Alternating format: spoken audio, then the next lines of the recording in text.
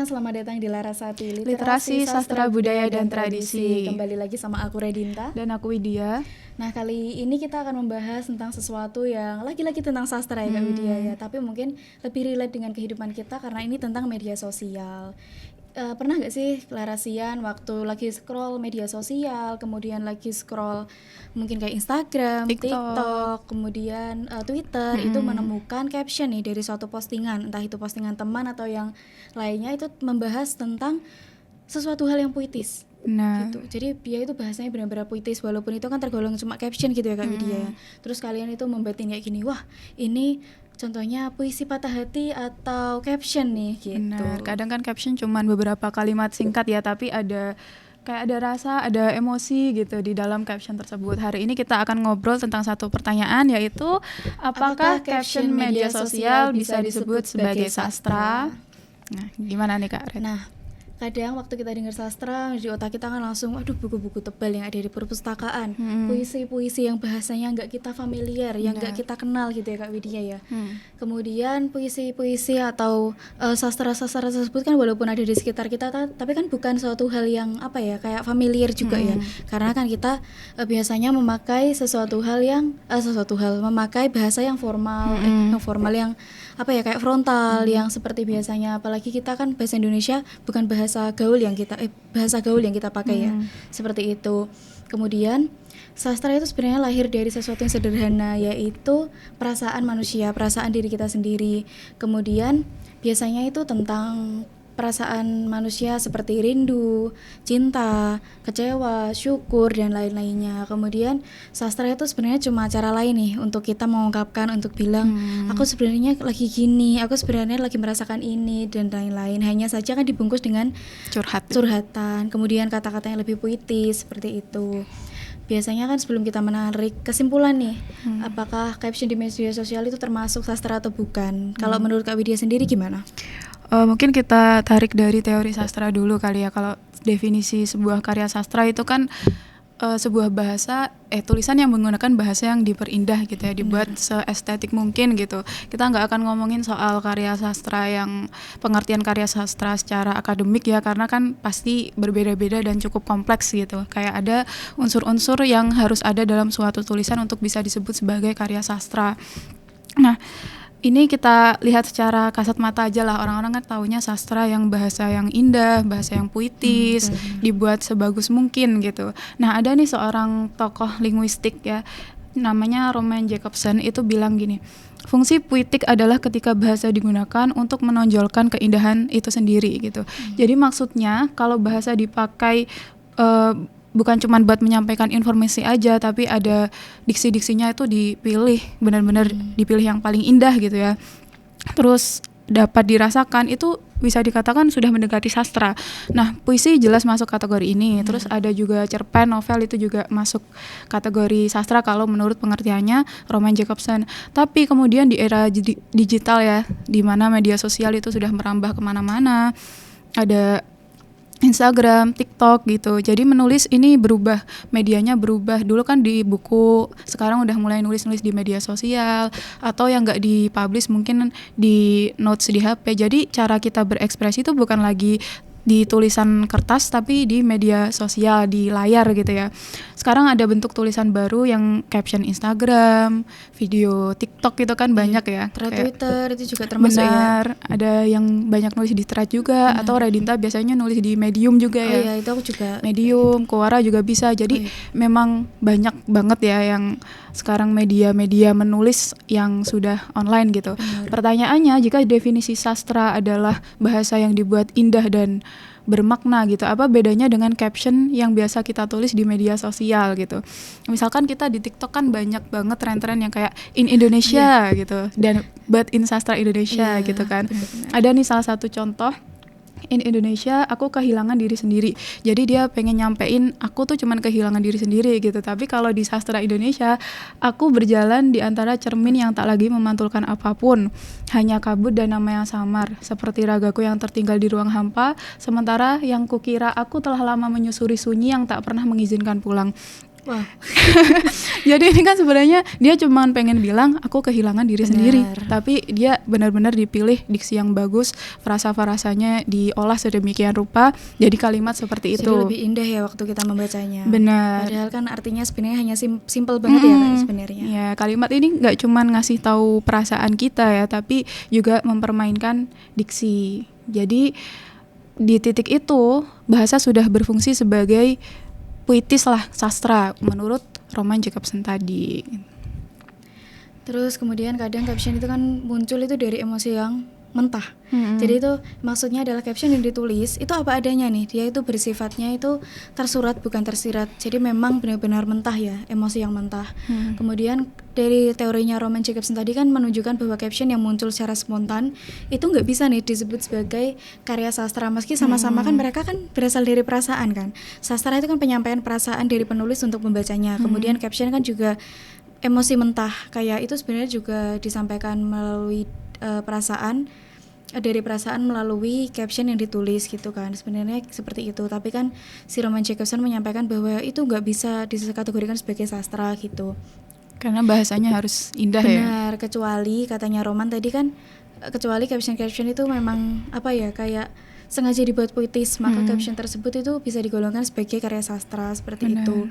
Ada contoh nih kalimat, aku tidak sedang baik-baik saja tapi tidak apa-apa. Nah itu kan singkat, sederhana, tapi siapa yang membacanya itu kan langsung paham kan apa yang dirasakan oleh penulis dari kalimat tersebut gitu. Terus ada nih seorang ahli semiotika namanya Michael Rivater, dia itu menyebutkan bahwa puisi adalah bahasa yang menyimpang dari bahasa sehari-hari, tapi justru untuk mengungkapkan kebenaran.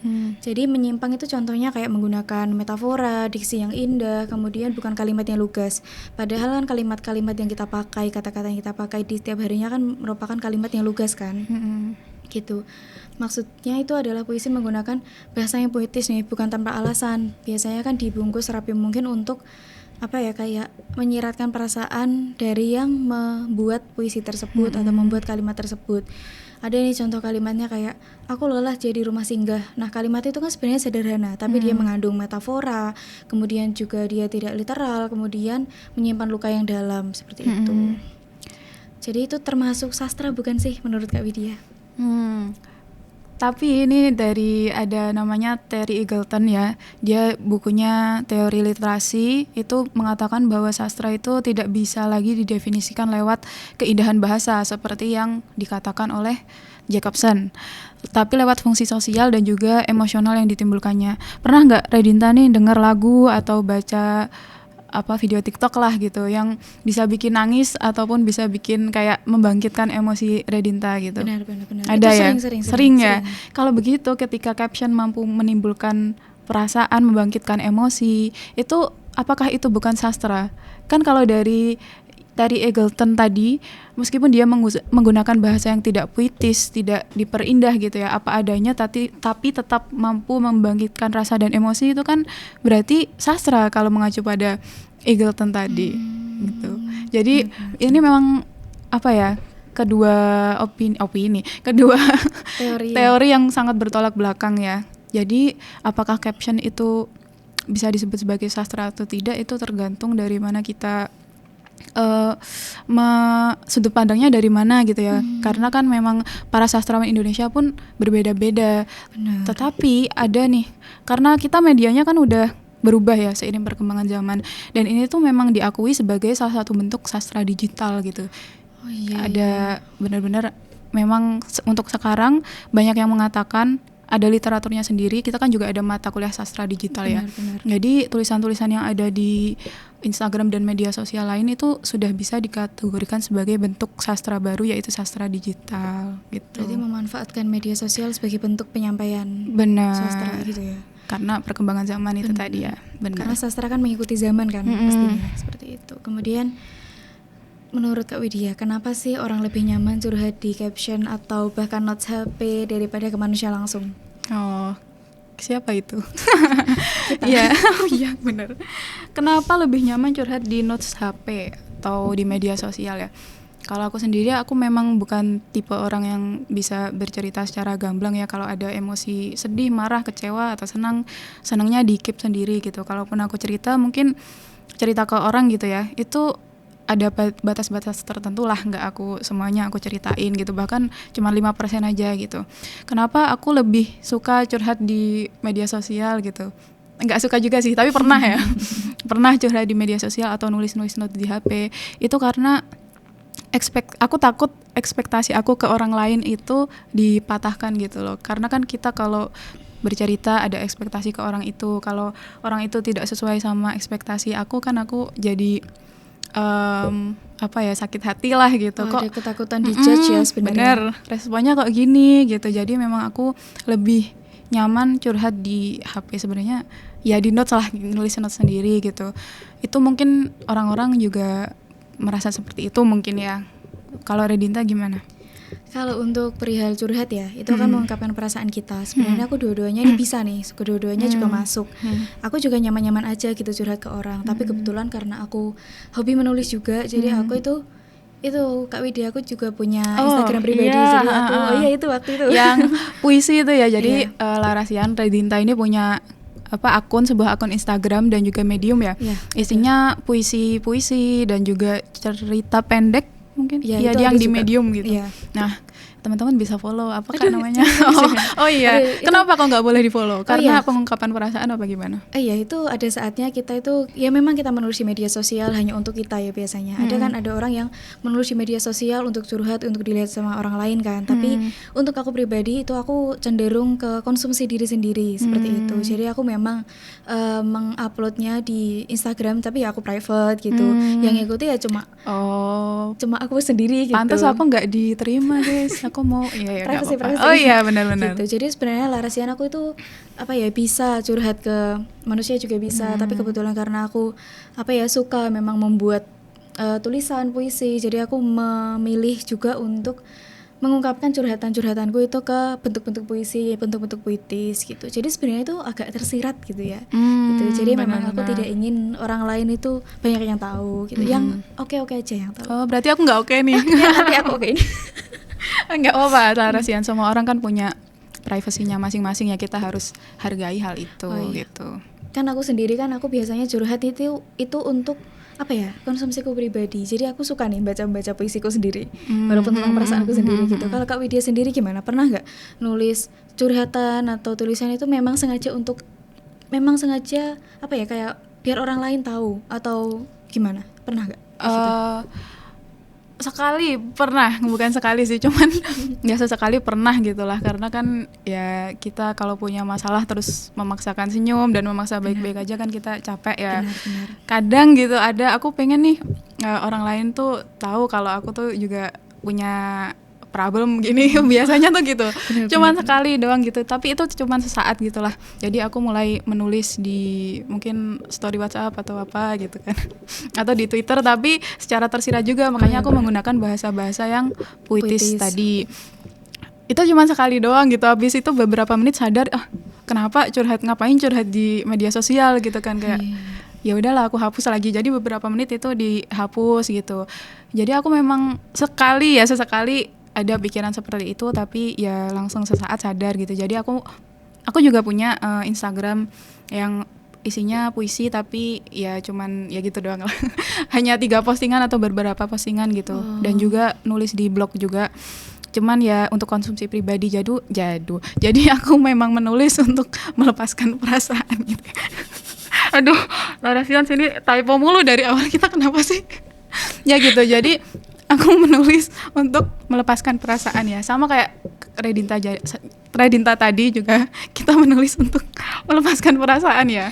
Tapi mungkin ada beberapa waktu dia itu nulis nih di media sosial, tapi ternyata beberapa saat kemudian dihapus karena merasa apa tuh Kak Widya, kayak merasa alay. Kayak masalah pribadi juga konsumsi pribadi gitulah. Tapi kan orang-orang sebenarnya kadang ya nggak punya sambungan to talk gitu ya, kalau bahasanya Gen Z itu. Iya, tapi itu kan kayak kadang itu cuma ada di pikiran kita sendiri gitu loh. Benar banget. Tapi aku overthinking.